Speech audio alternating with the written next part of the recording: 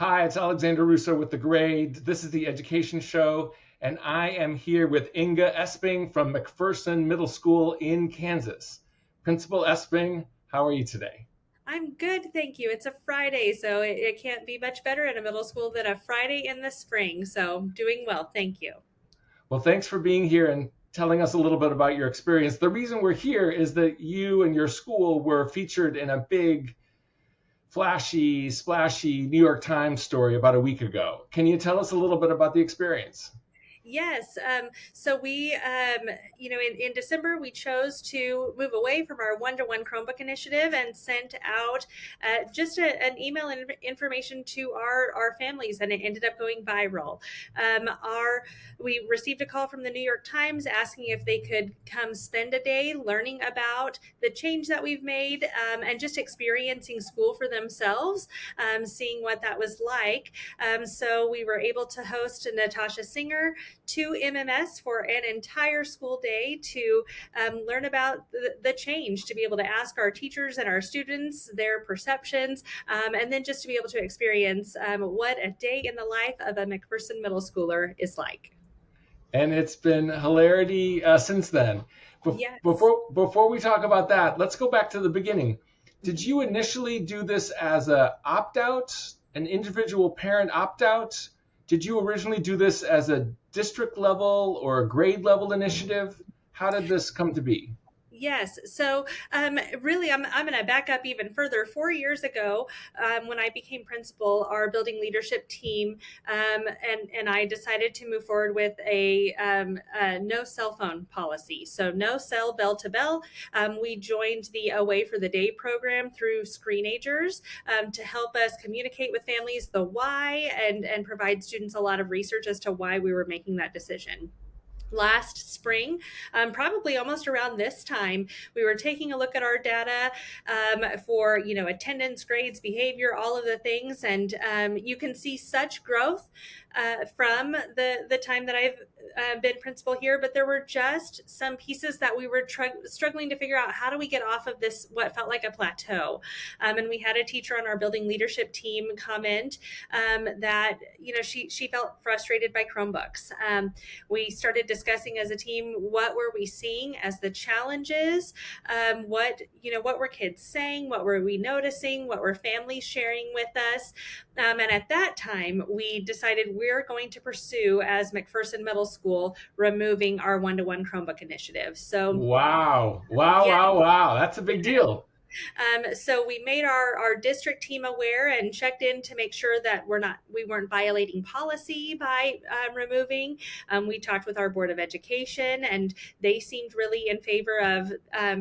Really, what was such a blessing from our board is this is your data and your experience, and we trust that you're going to make the best decisions for our kids. So we were able to receive the blessing from them as well, and so we actually sought grants last spring and didn't find enough funding to actually purchase the carts, which in retrospect was really a blessing because it gave us an opportunity this fall to really start preparing our students, our families, and our teachers for the change. So setting up, a challenge for our teachers of, we know it's going to happen. We are unclear of when, because we know that the purchase of the carts is quite a lot.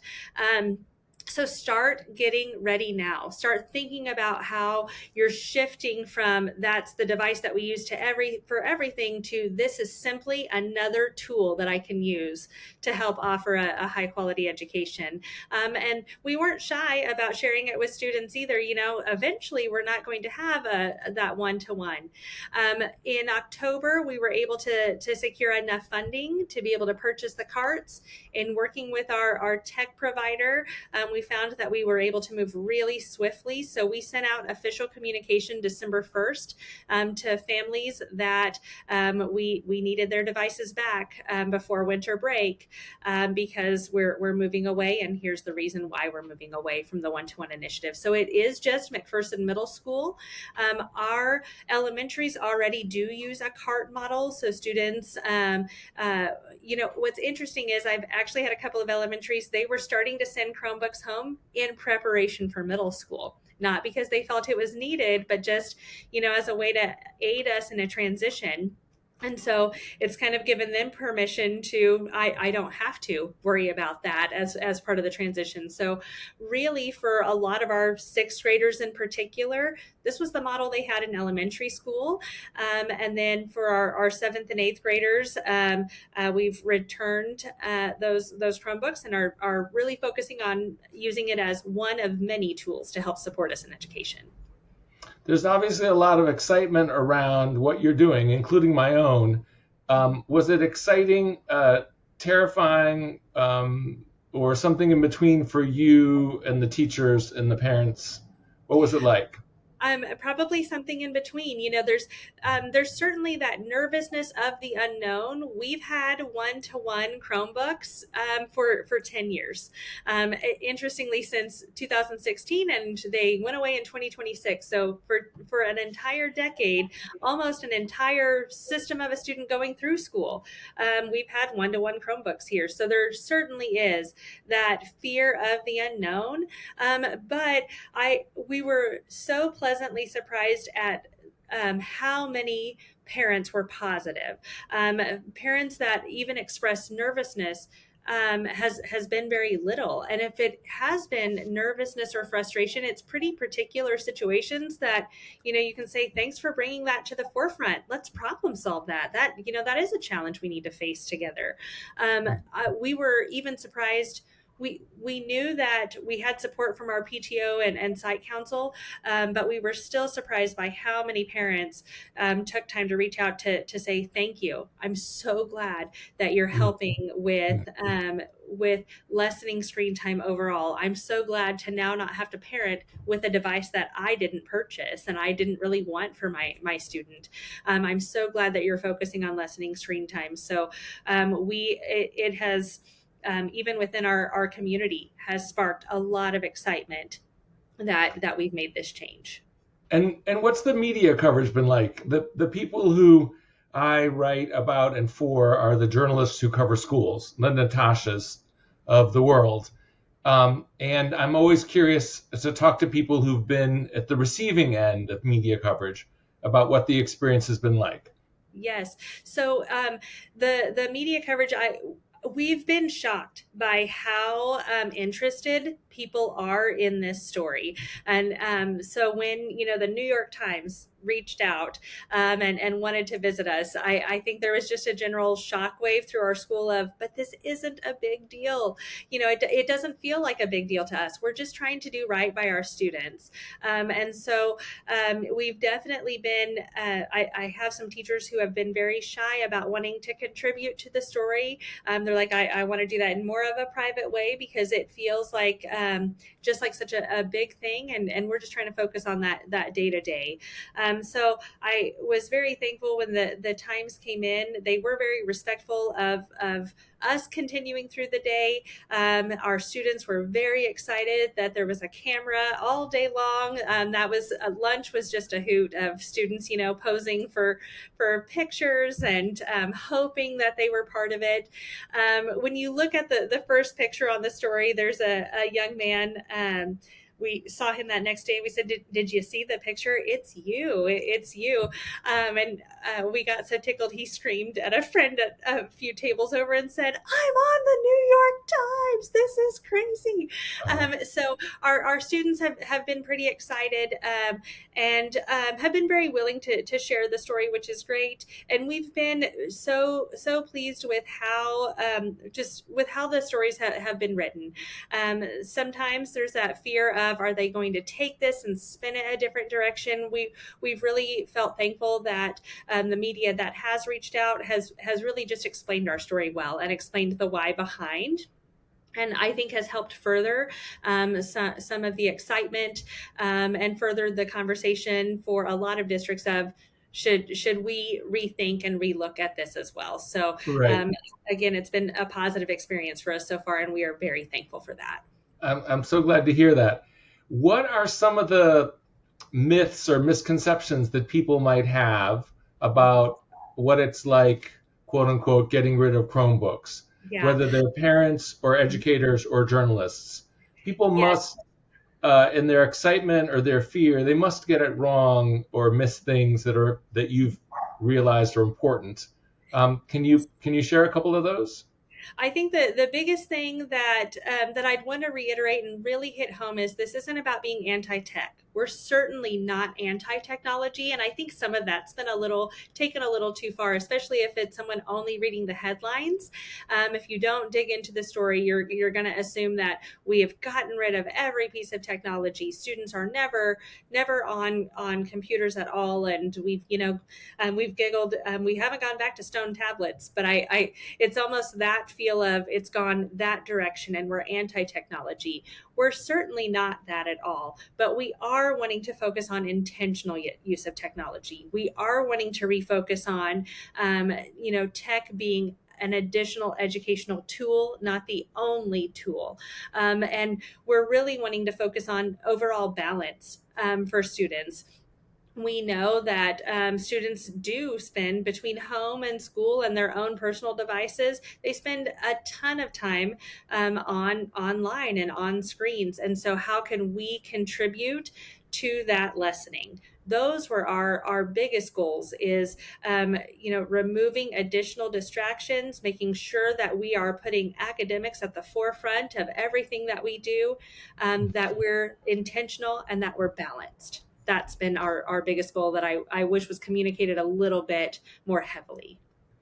What's a surprise that you encountered beyond the lack of massive parental resistance? What's a classroom or school level surprise that even you and your teachers thinking this through didn't necessarily see coming from rethinking Chromebooks in the classroom?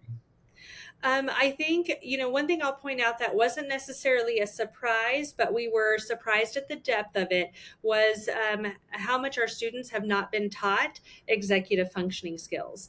The thought of I received this paper assignment and then I need to go home and do it, and then I also need to physically bring it back. They've not been asked to do that. And really not often even in elementary have they been asked to organize something and hold on to it and be mindful of where and how, and then prioritizing their time in that way. So we already did a series of organizational strategies within our advisory type of time. And we've been feverishly taking notes of how are we going to improve on that next year? So that'll be quite a chunk of time at the beginning of the school year, keeping our lockers organized. How do we organize a binder? How do we keep track of things in an agenda? Because we don't have Google Classroom emailing us reminders of when things are due. Some of the depth of that has been very surprising. I think the other piece that has been surprising to us is when we get stuck, figuring out a way to problem solve around it. So especially at the beginning, we had a lot of students, oh, that one was online. I guess I have no way to do that homework assignment. Instead of, where can I access it? Can I use a home computer? Understanding that we're not device-based. Your options to get onto our platforms, it's Google. You can get Google from any device you have at home, but we've even had to have some explicit conversations with parents about that. Your child can access that if you do have a home device. They can get on and finish that essay, or they can stop by our library and pick up a Chromebook on the way home. There is plenty of time from our end bell to a practice starting, for example, for them to go by our library and get a Chromebook to be able to take home. So just the and we'd had that sense of, how can we continue to build problem solving skills and grit in students? But with not having it just with them at all times, that it's just highlighted that more of, we've really got to work on those simple problem solving. When you face a challenge, here's how you can figure out a way to continue to make it work. So those two are some big themes for us for next year in our advisory time already. You're taking me back to my right out of college days when I taught 7th grade boys English Lit. Oh, golly. And had to try to figure out how to get assignments done and back to me. Yes. This was in ancient times, but the organizational skills were a challenge, and I'm sure they're even more a challenge now. Yes. you're doing some version of the equivalent of telling adults that they have to remember phone numbers that they haven't had to remember for 10 or 20 years. That's a Speaking of great analogy. speaking of phones, I wanted to ask the phone restrictions came first for you, and this is more recent. Is how similar or different has it been thus far? The first few months of getting rid of phones versus the first few months of limiting or rethinking Chromebooks. If you could go back, would you do both at the same time? Would you do Chromebooks first? Help me tease out those two things that you've been doing. I think it was good not to do them at the same time. I'm not sure if we didn't do the cell phone restriction, if we would have connected some of our challenges to Chromebooks as easily, or would have been brave enough to say it, because your districts spend a ton of money on these devices. Even if there's not a policy of you must use, or even like for our district, we have an online component, but we also have had physical textbooks. So a lot of districts don't. A lot of districts, all of their curriculum, worksheets, everything is only found online. We already had an option, which was helpful. So I'm not Great. sure we would have connected those dots maybe as quickly as we have, to really consider that Chromebook piece. I personally would definitely start with the cell phones still, because they're not a school device that we can, we didn't, there's been steps along the way that have led to this. So we, restricted Spotify, we restricted YouTube, and then we ended up restricting student to student emails. So if if your email address was something that was a middle school realm, you couldn't email other students, and had to go about that at one point. So we've been leading down this path. And I think part of it was seeing such a benefit that we did with our cell phones, and some of the frustrations that we'd originally had with the cell phones were still a little bit present with the Chromebooks. So sure, we've restricted student to student email, but the workaround on Google was that students could still add one another to Google Docs. Yeah. So they were finding other ways. And then, we were just always a step behind. Our students are so very talented at just finding those ways of figuring out the tech, and figuring it out in a way that that adults are still trying to. I had one student, for example, this year,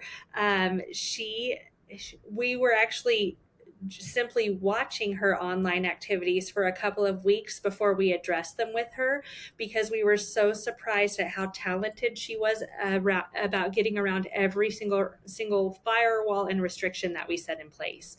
And so we knew she wasn't using it appropriately, and knew that the administration needed to address it.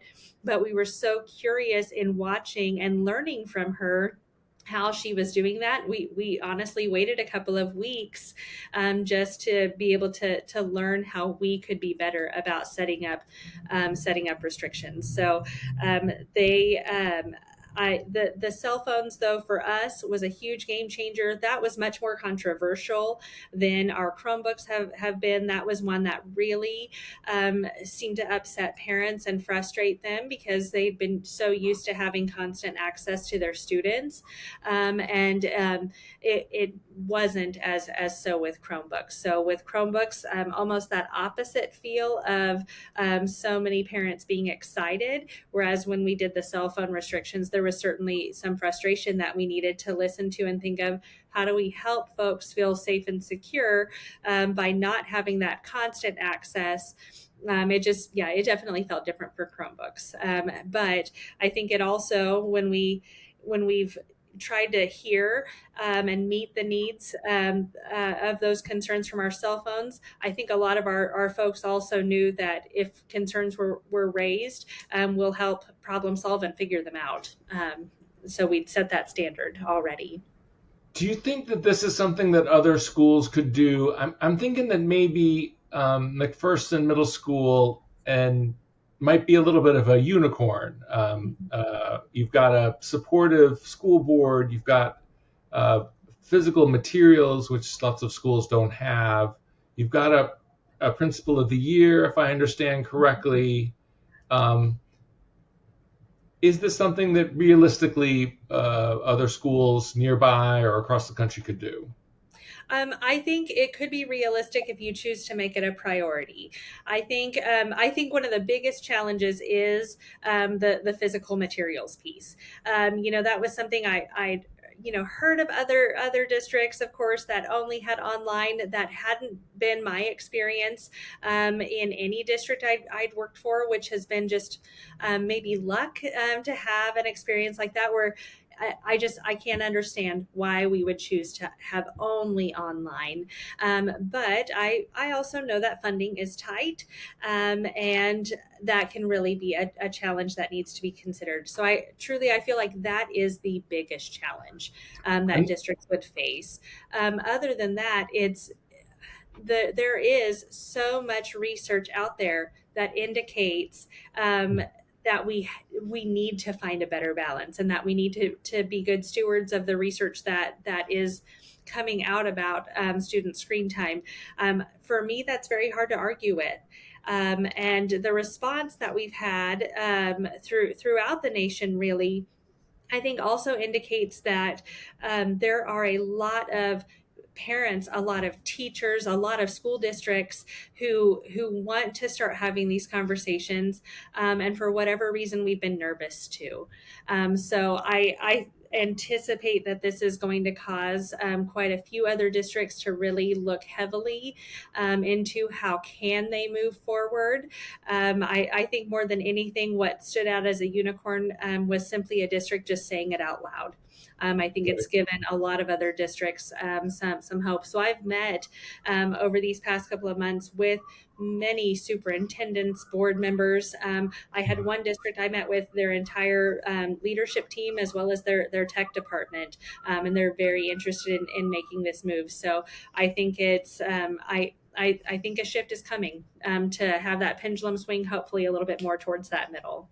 I feel like you're going to be at everyone's conference, or they're going to invite you to be at everyone's conference and to be on every news show or podcast there is. Speaking of which, I'm sure you've been on local TV and in the local paper. Have other national outlets come to visit the school or asked you to talk about your experience yet? I've been able to co-host a couple of webinars now with Jared Cooney Horvath, and so that's been a dream. Someone that I already had several of his books, so that was a bit of maybe a fangirl moment to actually Yeah. be able to visit with the person that I'd been following research of, and then I've been on Fox and Friends for a really brief time to explain what our shift is, but so far it's been fairly local. And then folks hearing word of mouth. I've had conversations with folks from Oregon, Tennessee, Minneapolis public schools, in Oklahoma, and next week I'm actually visiting with a neuroscientist from Norway, so I'm excited for that. So it's that word is slowly getting out, and lots of questions that we're excited to share our experience from MMS. One of the things that I read about increasingly on the internet, that you may already have encountered or may not be an issue, is the issue of learning software itself, not just device use, but the quality. For the last 2 weeks, this might be more of an elementary school program than a middle school program, but for the last 2 weeks, there have been article after article about iReady, and overall concerns about the quality of the adaptability or the feedback or the skill levels that are required on the software side. Have you individually or the school thought about or revisited learning software as well as device time? At this point, no, but our director of curriculum has been very good about making sure that we're not maybe putting all of our eggs in one basket with software. So we have recently rebooted our professional learning communities.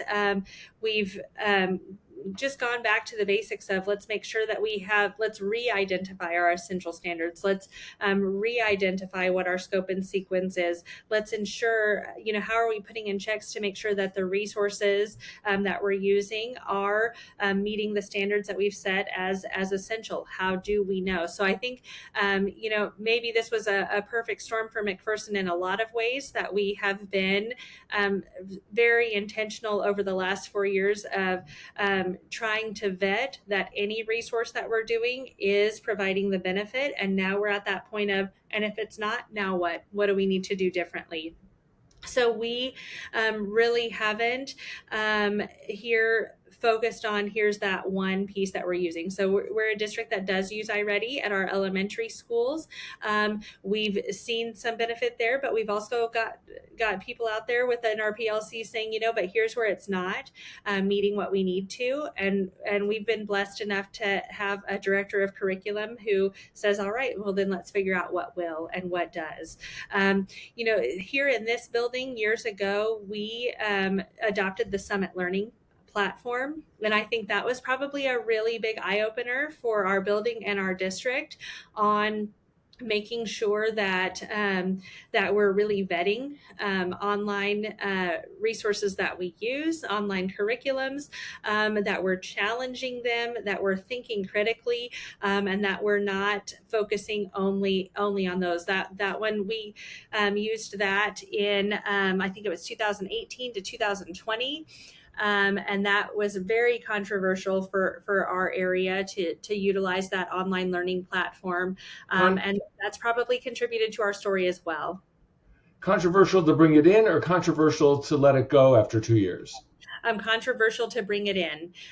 We went from just a little bit more of a traditional setting to it was incredibly high project based, very focused to online learning, and it really accelerated our students' online access and their screen time. And we had a lot of parents who were really frustrated about that. So I truly think that experience has helped our district and our community just have a little bit more critical of an eye on some of those, ed tech things that promise the world. We want to make sure that that we really are getting our money's worth, and that our students are getting the education that they need and that they deserve. So we've really had a critical eye for that over the last few years. You can't just count on one piece of ed tech providing everything that your kids need. And that's where the art of teaching comes in. As teachers, I truly feel we're both scientists and artists. We have to know the science behind what we're doing. But we got into education because we're passionate about education, and we're passionate about our students, and that's where that artistry comes out. And if you are so focused on only using a program, that's not a feel good for folks who are so passionate about what they're doing too. It's super interesting to hear about your journey and to hear your reflections on both the experience and also on the media coverage. I'm so glad. I need to say that you've been pleased by the coverage that you have received. I hope that continues, and I hope that people keep learning about the school and about the idea. Principal Esping, McPherson Middle School in Kansas, thank you so much for talking. I really appreciate it. Thank you for hosting me.